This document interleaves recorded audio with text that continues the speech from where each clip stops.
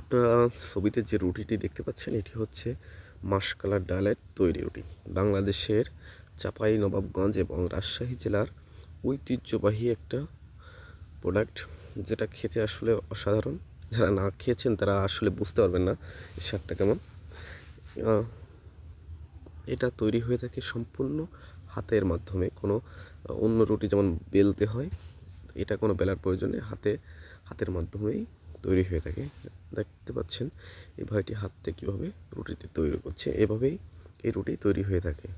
এই রুটিতে হচ্ছে মাসকলাইর ডাল এবং অল্প কিছু চালের গুঁড়ির কম্বিনেশনে তৈরি হয়ে থাকে।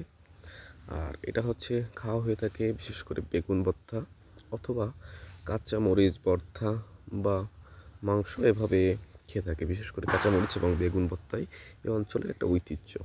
এই রুটির সঙ্গে খাওয়া ট্রেডিশনাল হয়ে আসছে দীর্ঘদিন থেকে এই রুটিটার প্রচলন। আপনারা কি কখনো এই রুটি খাওয়ার সৌভাগ্য হয়েছে? যদি হয়ে থাকে অবশ্যই কমেন্ট করে জানাতে পারেন আপনার কাছে কেমন লাগছিল এই রুটিটি। আমি যদিও এই অঞ্চলের মানুষ না, তবে আমি বেশ কয়েকবার খাওয়ার সুযোগ হয়েছে। আলহামদুলিল্লাহ, খুবই ভালো লেগেছে। যদি আপনার কাছে হয়তো ভালো নাও লাগতে পারে, একটু হার্ড হয়ে থাকে রুটিটা, যেহেতু ডাল থেকে তৈরি, এই কারণে রুটিটা একটু হার্ড হয়ে থাকে। আপনারা ভিডিওতে দেখতে পাচ্ছেন কীভাবে রুটিটা প্রস্তুত করা হয়ে থাকে, সম্পূর্ণ হাতে তৈরি, দ্বিতীয় কোনো উপায় নেই।